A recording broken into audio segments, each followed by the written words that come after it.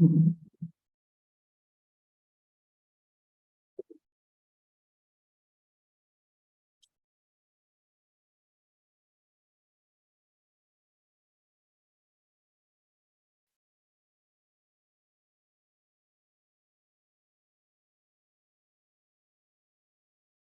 we can start.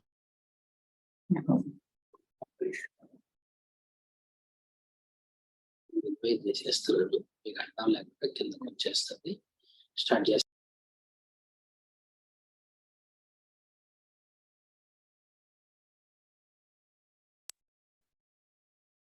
Good afternoon, everybody.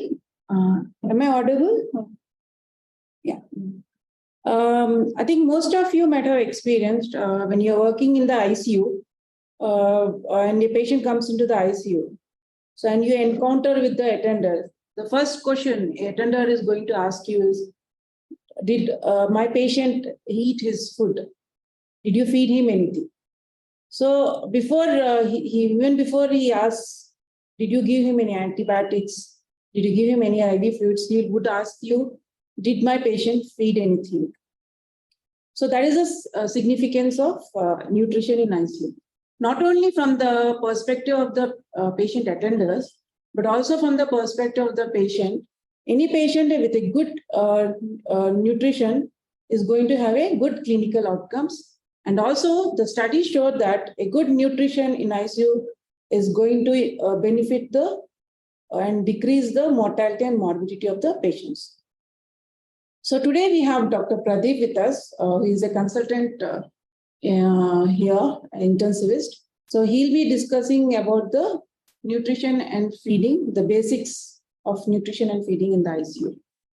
So after a brief discussion, we'll have a case scenario where we will go through and discuss a case, how to go about a feeding in the ICU. What are the complications we see and how we should feed the patient. Then followed by this, we'll have a MCQs for your self-assessment. So over to you. Yeah. Good afternoon to all. Thank you, ma'am. Today, we are going to discuss about the basics of feedings and nutrition in ICU.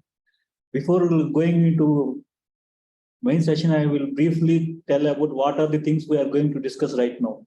So first, the basic goals we discuss about the nutrition in ICU, followed by what are the overfeeding causes, what are the malnutrition causes, effects of malnutrition and overfeeding in ICU, followed by various routes of nutrition, what we started like enteral nutrition, parenteral nutrition, oral feeding, etc., which includes all complications, various routes and there, how to give, what to give, how much we have to give, and what are the various complications of the feeding routes and various modes of feeding routes and different methods of approach and how we are going to assess the nutrition in ICU, which includes the guidelines from Aspen, recent guidelines. So now we are starting with our goals of nutrition support for critically ill patients. So our goals are to preserve tissue mass, decrease catabolism, for improving organ function, improve wound healing, and decrease infection rate. Lastly, mortality and morbidity also very less if you adequately feed the patient in critically ill patients. What are the consequences of malnutrition? Like underfeeding. It leads to respiratory dysfunction, immune dysfunction, poor healing, gut atrophy, and reduced protein synthesis.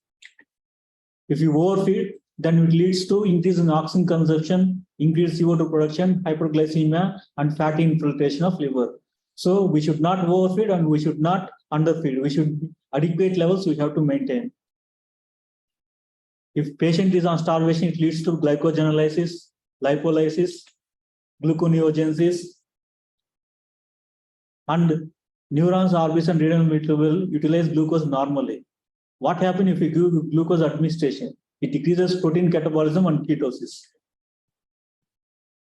Coming to nutritional screening, before going into actual nutrition practices, we have to screen the patient, whether patient how much requirement based on various types of methods like indirect calorimetry method, like anthropometry method, body mass index, Nutri score, various scores are there.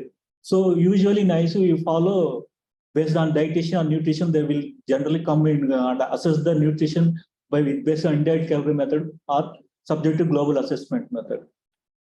These are the nutritional research assessment based on the scores of mild, moderate, severe, based on BMI, based on weight loss, etc.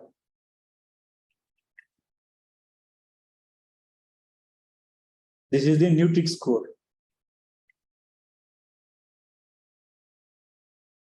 So according to various guidelines, where should give us a nutritional assessment required? There is no specific Indian guidelines, but European and Aspen guidelines are very specific. We are following only European and Aspen guidelines. There is no, up to now, there is no specific Indian guidelines. So whoever the patient come to ICU, we have to assess according to whatever the methods I told previously. When we are told give nutritional support to the patient, as early as possible, we have to support nutritional support to the patients which are critically ill patients in ICU. Usually within 24 to 48 hours in ICU admission, we have to start nutrition. So before going to actual nutrition feeding, we have to know how much calories patient have to require based on simple formulas like Hendrick Bendick, the patient Toronto's formula, various formulas are there. But resting energy expenditure is the ideally follows everybody based on this formula. And that is resting energy expenditure into 1.3, 1.5, that is the tissue factor for various other subset patients like trauma, sepsis, and burns patients. So how much quantity of nutrients we have to require based on carbohydrate, protein, and lipids. These are the main three ingredients in the whatever the feeds we are going to give the patients. So lipids we have to reach at 9 kilocalories per gram, carbohydrates 4 kilocalories per gram, and proteins 4 kilocalories per gram. So roughly for a patient, we have to give total calories 25 to 30 kilocalories per kg per day, protein 1.2 to 2 grams per kg per day, and carbohydrates 50%, fat 30%, and remaining lipids. So in total, we have to get 1800 to 2000 kilocalories per day.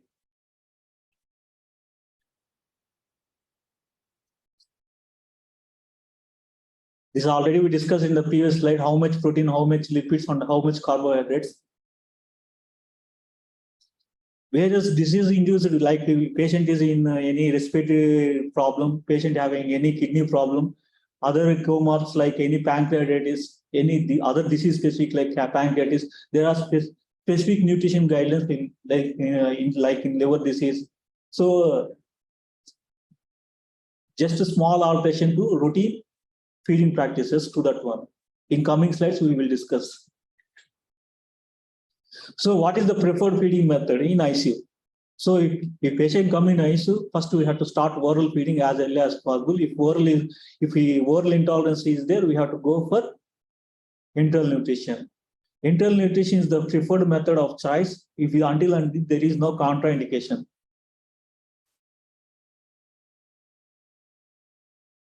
Coming to enteral nutrition, within first 24 to 48 hours, enteral nutrition should be started. What are the various routes? Nasogastric, nasoduodenal, jejunal, jejunostomy. These are the various methods, various routes through enteral feeding can be given. Enteral feeding provides a complete diet than parenteral nutrition. What are the advantages of giving enteral nutrition? It maintains the structural integrity of the gut, improves bowel adaptation, and reduces the infection risk.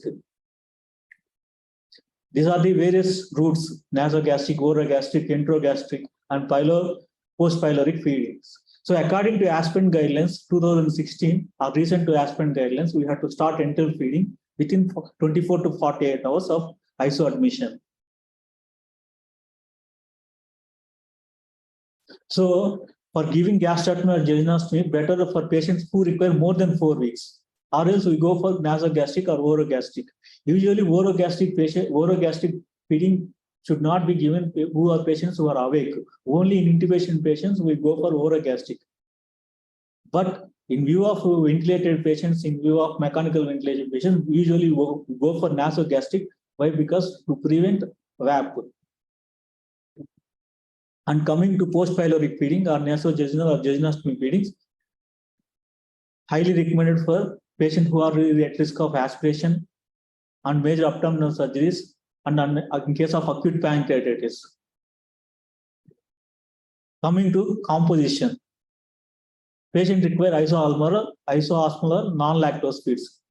Carbohydrates as a source of glucose polymers. Protein as a whole protein or oligopeptides. Fats are medium chain or long chain triglycerides. So feed is 1 ml contains 1 calorie. So how much volume we are going to supplement to the patient is also important. So usually we don't allow kitchen feeds in ICU. We go for only formula feeds like various formula feeds, various companies providing like Ensure, like other companies they will provide. In that containing bag itself, they had given how much in each scoop, how much calories, how much ml, how much scoops for feeding. They have to already formalize and based on formulation, they are already mentioned in that bag itself. So coming to, before going to internal nutrition, what are the prerequisites? For giving internal nutrition, you have to give for various routes, what I mentioned previously, like orogastric, nasogastric, and jejunostomy tubes. So after placing the tube, we have to confirm the position, whether it is there in the position or not, any dislodgements, and any obstruction. So coming to aspiration, every frequently 4th hourly or 6th hourly, we have to aspirate the residual gastric fluid volumes. In previous guidelines, it is there up to 100 to 150 is the cutoff value in previous guidelines, old guidelines. Now the guidelines are changed from 200 to it may up to 500 ml. So 500 is the target every 4th hourly or 6th hourly. How can you prevent the aspiration? Simple, by maintaining the fast hug guidelines like head up, avoid fluid borders, prokinetics, and consider post-pyloric feeding tubes. All this feeding practice minimize the aspiration risk. How we can maintain the internal nutrition, management of internal nutrition? So we have to start with little feeds. Don't go for full feeds at a stage. That is trophic feeds or tickling feeds. That is 30 ml per hour. Then then gradually increase to requirement like 100 to 200 ml per second hourly also. Usually various continuous feeding tubes or various methods are also there for giving internal nutrition. Usually intermittent continuous RTH feeds, that is giving feeds by giving just like IV infusions, there is a pump, RTH infusion pump, where it is continuously giving per ml per hour, how much we calculate and giving continuously. It will prevent the aspiration and it gives adequate quantity and adequate volume also. That is actually preferred method of giving internal nutrition. So methods of internal nutrition administration: bolus, intermittent, cyclic, and continuous. So continuous is the best method, and by giving RTH infusion pump. When we should be delayed internal nutrition? In case of bowel ischemia, in case of high inotrope support or vasopressor support, in case of high gastric volume aspirate, that is more than 500 ml, and in case of abdominal compartment syndrome, in case of intestinal fistulas, these are the conditions where we should delay the internal nutrition. Where we should go for low dose internal nutrition: patient receiving therapeutic hypothermia, intra-abdominal hypertension, who are requiring high vasopressor supports, we have to go for low dose internal nutrition, especially in case of who are hemodynamically unstable, who are on CRRT patients, inotrope support more than 15-20 ml and dual inotrope, triple inotrope supports, where we go for tickling feeds rather than giving full dose feeds. If you give full dose feeds, there is chance of bowel ischemia in the patients. Early internal nutrition should be preferred in case of ECMO patients, in case of traumatic brain injuries, in case of spinal cord injury, in case of abdominal aortic surgery, in case of prone position, and in case of diarrhea, we should go for early internal nutrition. Complications of internal nutrition like nausea, vomiting, pulmonary aspiration, constipation, dehydration, various electrolyte imbalances. These are the various complications of enteral feeding. What are the measures to prevent enteral nutrition related diarrhea? If an initiation start with small amount and switch intermittent inpatient rather than continuous inpatient in case of diarrhea. Usually we go for continuous inpatient, but in case of diarrhea, we go for intermittent. This is the just a slight adjustment. And route of enteral feeding from jejunal feeding to gastric feeding. And use of drugs like prokinetic drugs we have to use. Prokinetic drugs we have to avoid, and antidiarrheal drugs we have to give. Changing type of enteral formula from contains dietary fibers, hypoosmotic, and does not contain fat, lactose. All these should not be contained whatever the feeds we are giving in enteral formula. And the slight modification change to enteral formula from a semi-solidify, change to viscous to adjust liquid fluid, and add thickener, change to semi-solid type of enteral formula with gastrostomy. When should start nutrition initiation? Critically ill sick patients. These are the Indian guidelines as per India. This is the comparison between various type of guidelines. Usually follow as per guidelines. So within the enteral nutrition should be started within 24 to 48 hours. Which route should be used? Usually after oral route, we have to go for enteral nutrition better than parenteral nutrition. Already we discussed prior that what are the advantages of enteral nutrition.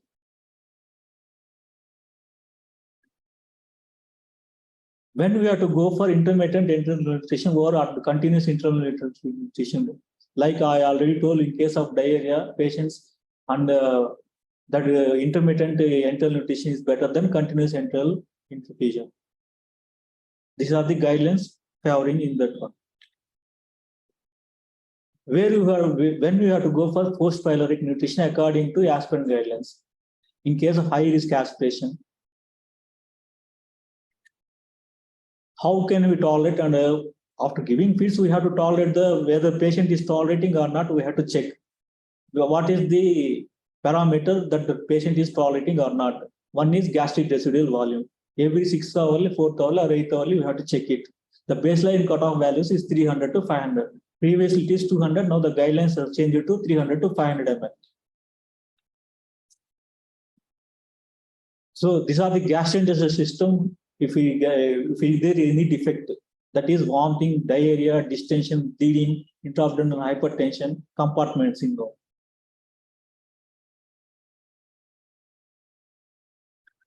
So appropriate enteral formulation is also needed to give the feeding. Just like kitchen feeds are not allowed. Why? Because kitchen feeds may contain infection also. So only in ICU patients, formula feedings are better to give standard formula feedings and standard polymeric formula feeds, and based in a closed system and hanging methods.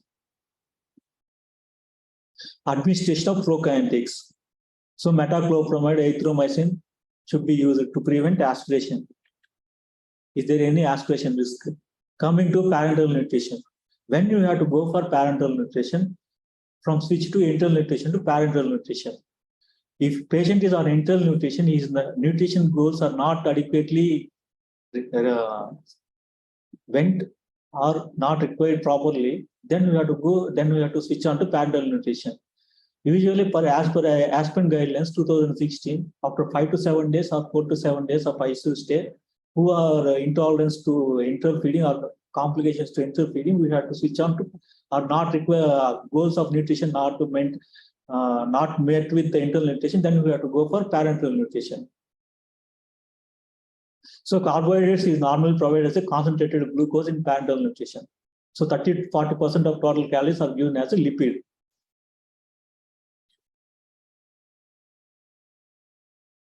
These are the formula bags, parenteral nutrition bags. Usually we will give 40 ml per hour for 24 hours in a 1000 ml bag, which contains the composition as shown in the figure. This is the QB1, usually giving total parenteral nutrition formula in ICU patients. When should you apply intermittent or supplemental parenteral nutrition? So when enteral nutrition is tolerating, but the nutritional goals are not reaching, then you have to supplement parenteral nutrition partially. That is a mixture of enteral nutrition and parenteral nutrition.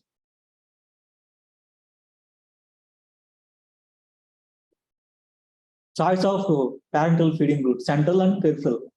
For central venous, we have to dedicated line should be there, and it should be risk of reduce the risk of infection, and we have to take proper precautions while feeding with central nutrition. Any chance of contamination is also there. So central venous route always allows infusion of hyperosmolar solution, providing adequate energy intake, reduced volumes. When you go for peripheral venous, by giving peripheral venous, we have to reduce the osmolarity of the parenteral nutrition solution. This is the composition of peripheral cannula, giving parenteral nutrition: 5 to 10% glucose, 3 to 4% of amino acids, 1% of liquids. Complications of total parenteral nutrition: less catheter-related infections, and chance of fluid overload, chance of electrolyte disturbances, and chance of refeeding syndrome. Especially if patients who are in alcohol patients, hypokalemia patients, who are hypophosphatic patients, after long-standing not going feeding for properly for 10 to 15 days, we are starting total parenteral nutrition, there is a chance of refeeding syndrome. Why? Because chance of insulin surge and other counter-regulatory hormones come into place. What are the laboratory parameters should be monitored? Blood glucose, electrolytes like potassium, magnesium, phosphates have to be monitored daily or 48 hourly. This is the difference between composition between parenteral and enteral formulations. Regarding carbohydrates, fats, vitamins, and trace elements. So high protein compared to low protein intake. So there is no requirement of high protein. Only the range is 1.2 to 2 grams per kg per day as per Indian and Aspen guidelines. Regarding carbohydrates, fats, already we discussed, and it is subjected to, and it is linked to guidelines we are showing. There is no role of glutamine. In case of traumatic brain injury patients, arginine containing immune modulating formulations should be used. Regarding micronutrients and antioxidants. So patients on formula feeds may not require additional micronutrients, vitamins, and trace elements according to Indian guidelines 2018. But as per Aspen 2016 guidelines, a combination of antioxidant, vitamins, and trace elements, minerals can be given. Coming to vitamin D, there is no guideline suggesting according to Indian and Aspen guidelines, but the European Society of Nutrition guideline 2000 suggesting giving vitamin D also. Standard nutrition in case of hepatic failure. In case of hepatic failure, only difference is there is no role of branch chain amino acids. Previous guidelines showing some branch chain amino acids. Now there is no role of branch chain amino acids. And in previous guidelines, there is a restriction of protein in some patients with hepatic encephalopathy patients, or in case of liver cell failure. In case of hepatic encephalopathy, that too grade 3, grade 4, that is the slight restriction of protein, and remaining all calorie requirements as per routine patients we can give in hepatic failure patients. In respiratory compromised patients, calorie dense formula should be given, and small frequent feeds, and low carbohydrates and high fat formulation should be given in case of respiratory compromised patients. In case of acute kidney injury patients, usually there is a misnomer that in case of kidney injury patients, we have to decrease the protein. But in reverse, we have to give more protein in case of kidney disease patients. Only thing is, when patient is on hemodialysis or CRRT, we have to go maximum up to 2.5 grams per kg per day.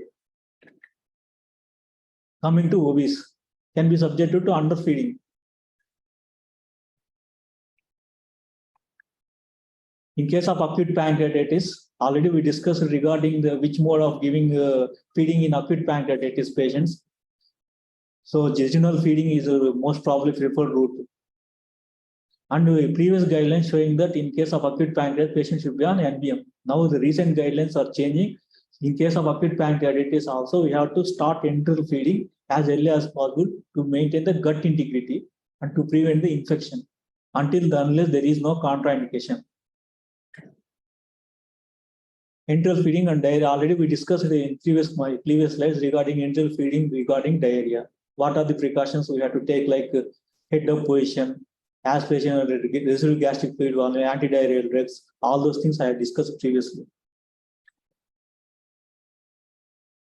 This is the indirect calorimeter method. We have to know, calculate the how much calories have to require for the patient. This is the ideal and most standard method of calculating the nutrition assessment in ICU patients when compared to remaining methods. But it depends upon institution to institution and depends upon the patient cost variability also. Usually we go for subjective global assessment, then the indirect calorie method and body mass index also.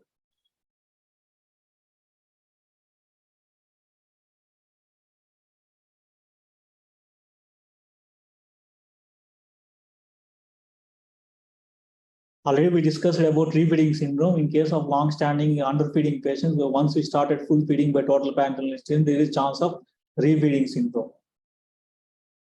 I'm not going in details with refeeding syndrome. Just we have to monitor all the electrolytes like potassium, magnesium, calcium, all this. The more catastrophic thing is potassium and phosphates when compared to remaining things, which leads to cardiac failure, respiratory failure.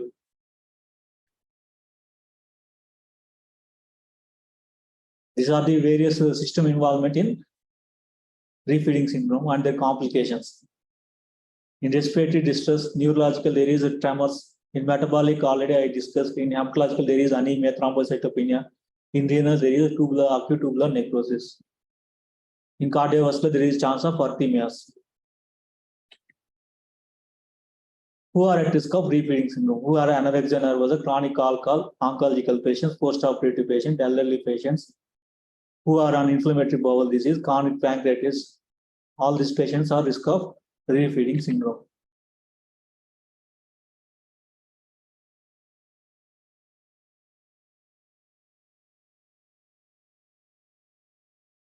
So only thing is we have to frequently calculate correction, and there is any failure of other system, we have to correct it, and giving time in supplementations also.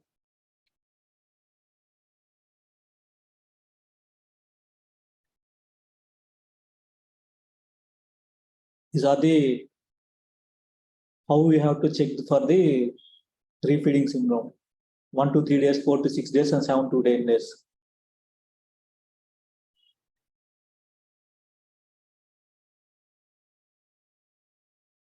So this is in brief regarding the various methods, various routes, complications, and goals, and how we have to go assessment of the patient.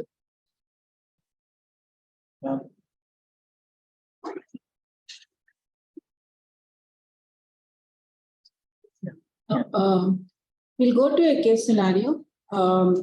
Just put forward a case where we generally encounter in our ICUs and how to manage such patients with regard to feeding.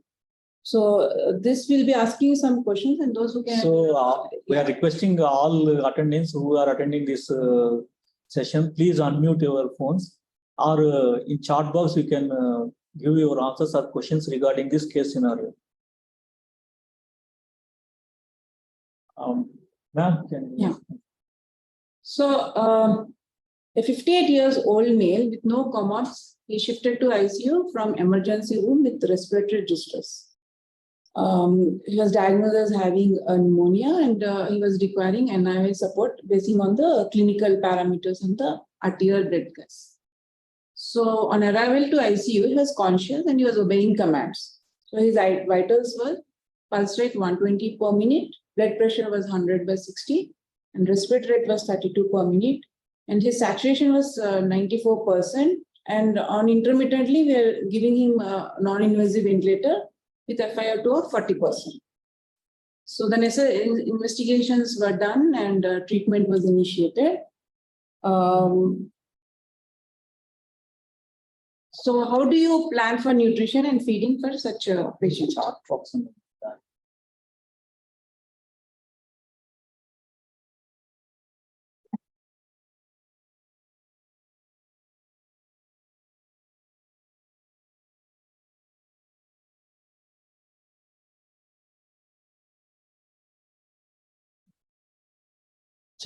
So how do you plan for nutrition and feeding for this patient?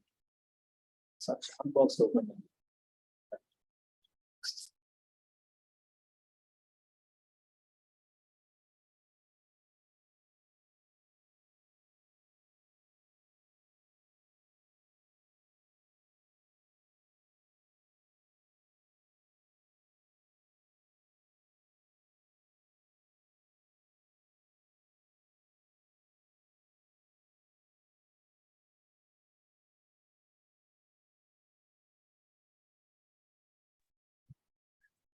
I see the answers.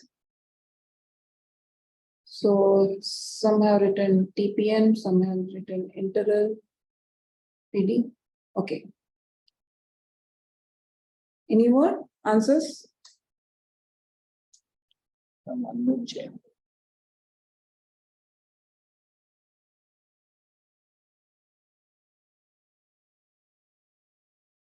You can start with the answer. You can unmute and tell also by on your. Type change.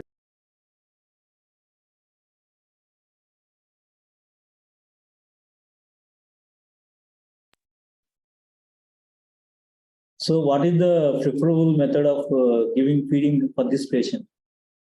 So some are giving as total parenteral nutrition, some are giving as enteral nutrition. So the answer is oral feeding well. So patient we are keeping only intermittent NIV. That too we place it rise to in case because of keeping of NIV only, not giving for supplementation of nutrition. Why? Because patient is conscious, coherent, and is tolerating feeds also. So in this, we have to go for oral feeding.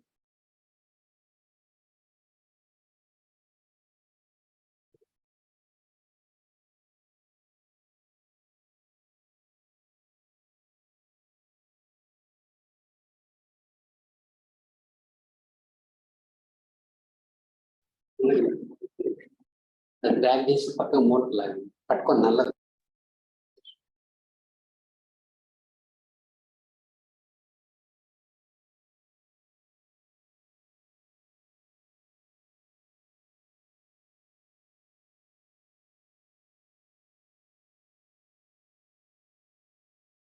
So the patient started deteriorating and was intubated in view of worsening respiratory mechanics.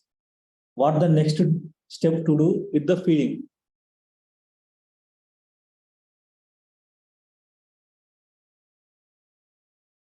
Answers can be given in the chat box.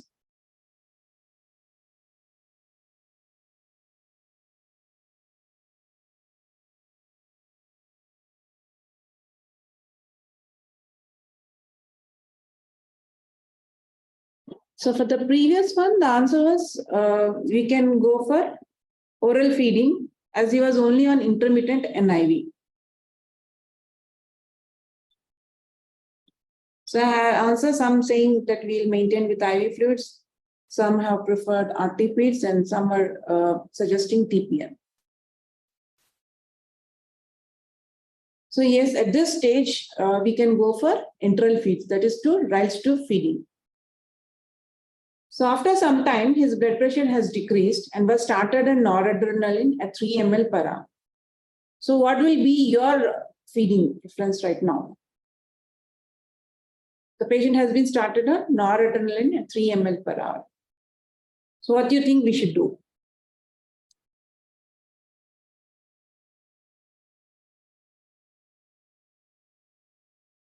So some have said RT feed and some are saying TPN to be considered.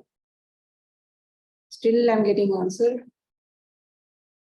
Some are giving as still IV fluids should be continued.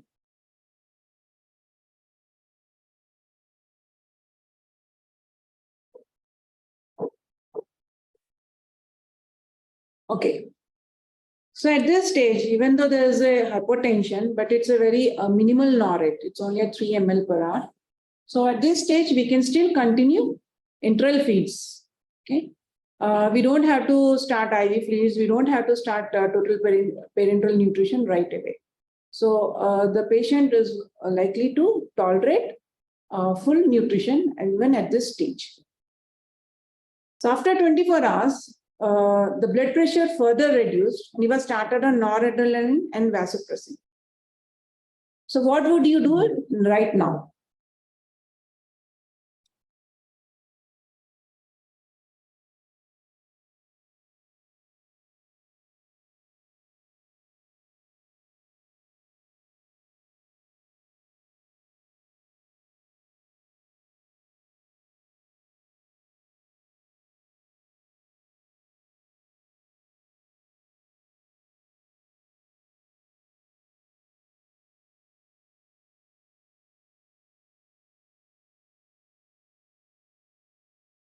At this juncture, we should know how much feeds we have to give, RT feeds. So patient is on full-fledged NARED and vasopressin support. There is chance of bowel ischemia. We should reduce the amount. That is trophic feeds we had to give. That is 30 ml per hour. And continuously we have to see for aspiration, 4th hourly or 6th hourly. And all studies also showing that we should not go for full feeding to patients who are on NARED and vasopressin at full supports.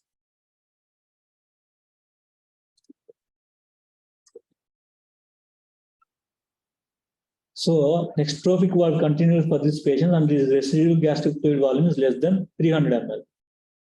So what is your next step? Will you stop the feed or not?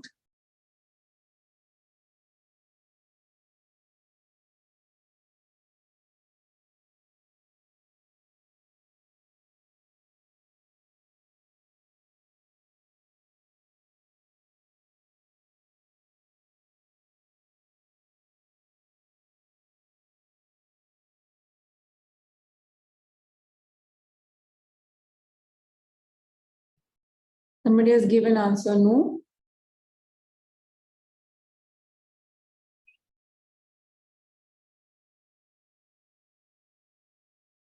We expect more answers, especially for this question. This is a common scenario we see in the ICU.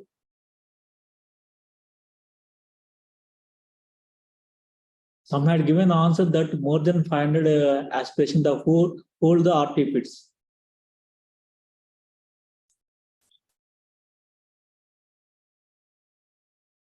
So if it is less than 300, we can continue our feeds. And if it is more than 500 also, we no need to stop the RT feeds. We can reduce the prior how much we are giving. In that, we can give half of that prior amount. That is the guideline suggesting.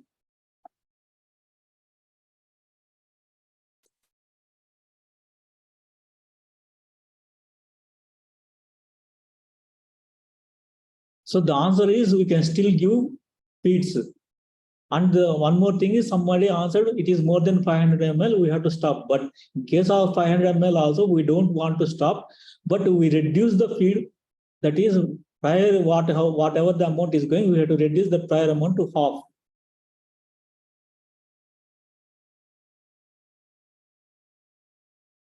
Having abdominal distension, what is the next step we do?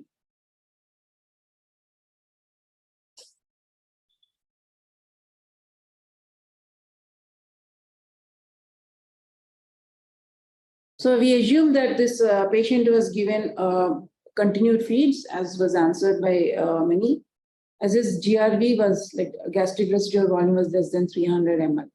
But later, after some time of feeding and all, he started having abdominal distension. So what do you think we should do?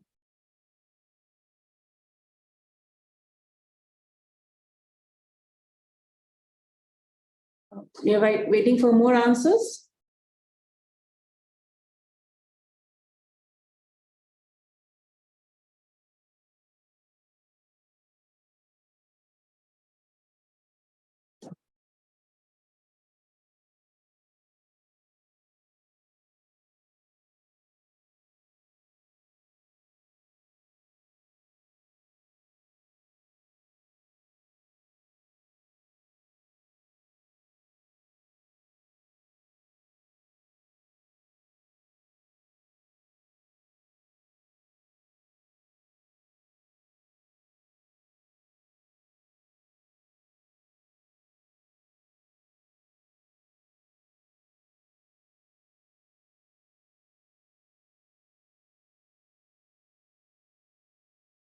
So here some had given answer like we stop, some had given answer like we can continue. So the specific answer for this question is we have to check for the residual gastric fluid volume. Again, 4th hourly and 6th hourly. And it is less than 300 ml, we can continue. And if it is more than 500 ml, we have to give half of the prior amount.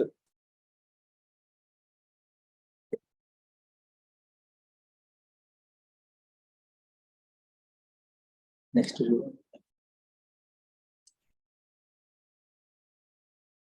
So the patient condition continued to deteriorate further and requiring vasopressors at full fledged, and he went on to renal replacement therapy on 5th day of admission.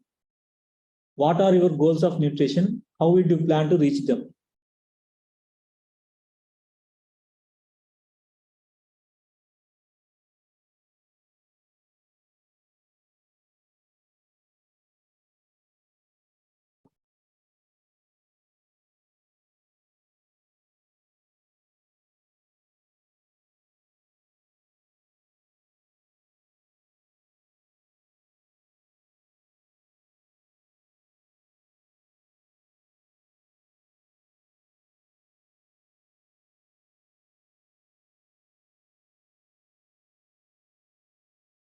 But this only we are getting few responses.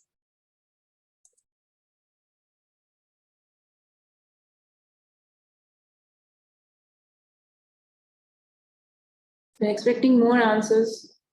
These are common scenarios we see in our ICUs. So some of them may deteriorate, they require multiple vasopressors, they'll go on to dialysis. Then how should you feed them? Because again, the attendant will come and ask you, did you feed my patient? So you need to give the answer.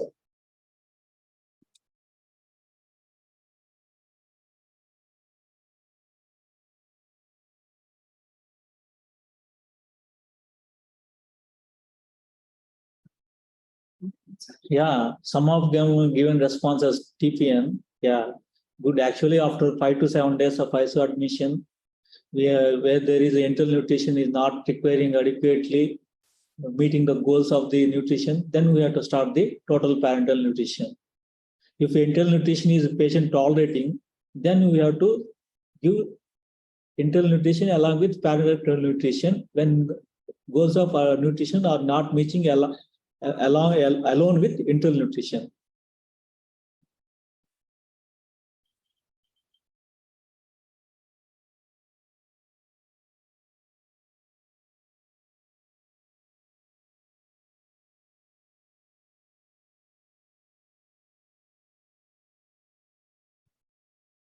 So we are basically done with the case scenario. If you have any more queries, we can type in the query box. Meanwhile, we will be giving you an MCQs and you can type your answers, or this is just for your self-assessment. And the answers will be provided later. Meanwhile, if you still have any queries, you can type it in the chat box. So the MCQs. Yeah. So first question is the goals of nutritional support, including all except. The first option is to prevent micro and macronutrient deficiencies. Second option is to provide dose of nutrients compatible with existing metabolism. Third option is to avoid complications related to technique of dietary delivery. And last option is to provide nutrition over and beyond the need of patient's medical condition.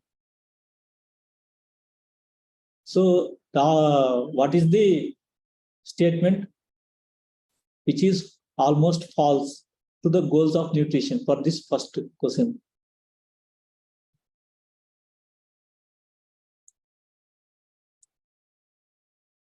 Next question.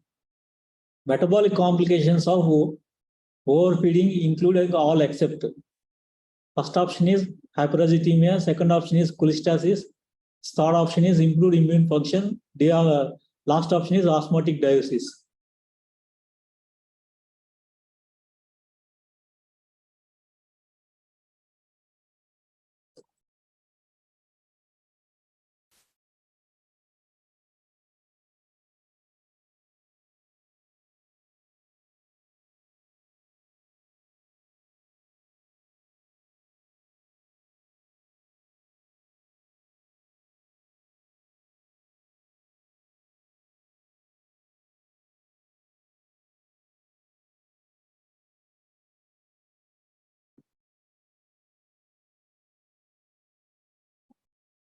So next question. The following parameters will be used in assessment of nutritional status in a critically ill patient except nutrition intake in the past 2 weeks, presence of edema or ascites, SOFA score, functional capacity in the last 2 weeks. Last option is vomiting.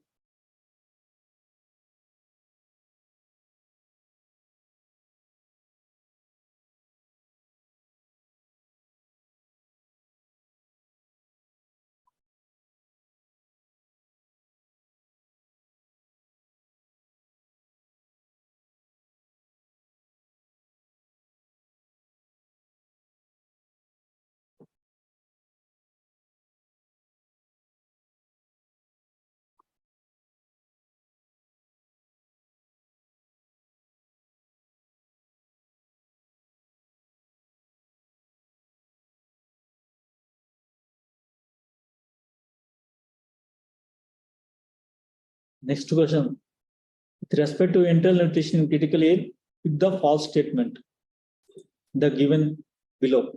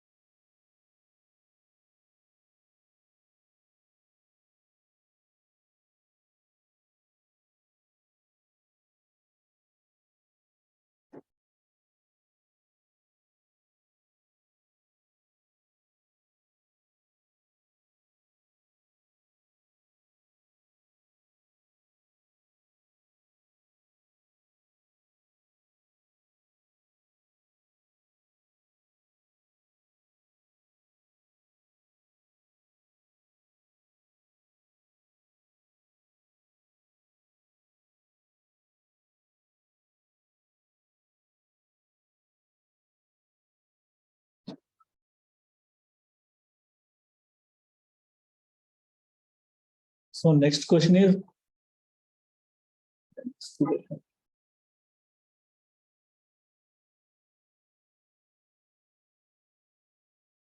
regarding nutrition in critically ill patients, pick the right statement.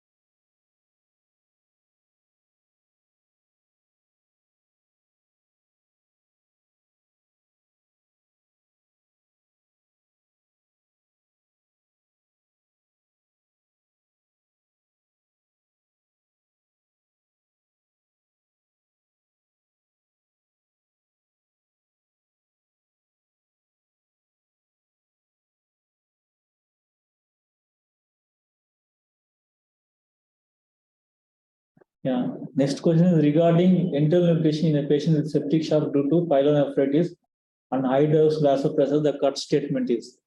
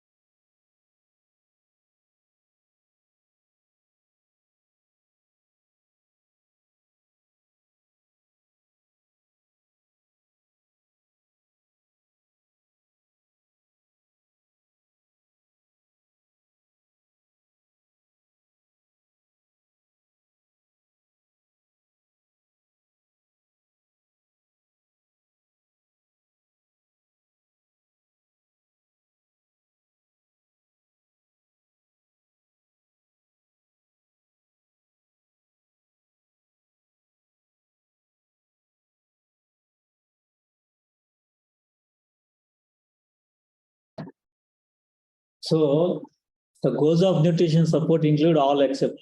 For this question, the correct answer is D. Next question. The metabolic complications of overfeeding including all except. The correct answer for this one is C.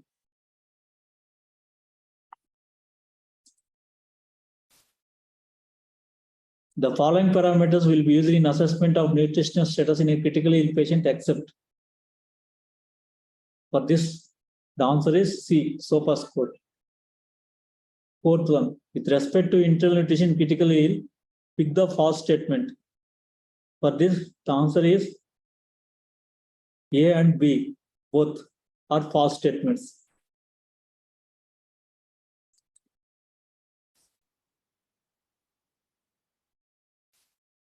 Regarding nutrition in critical ill, pick the right statement.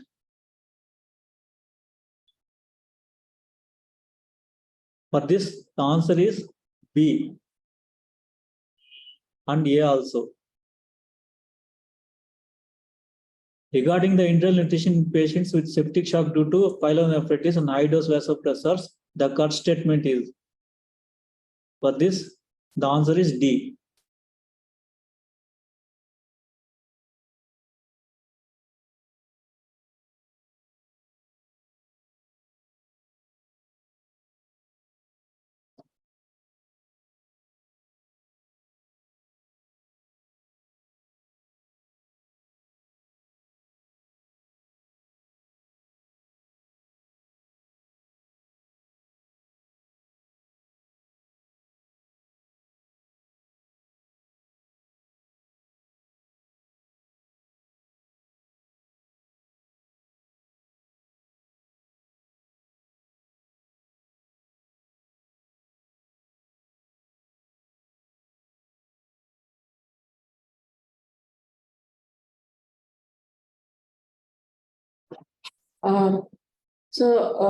If you have any doubts, you can type in the chat box and we'll answer you.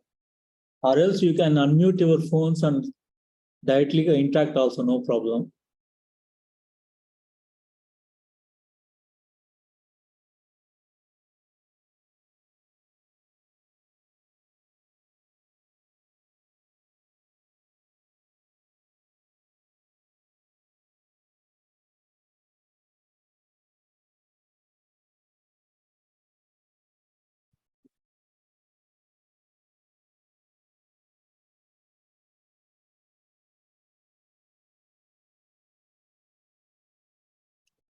Okay, there seems to be no more questions.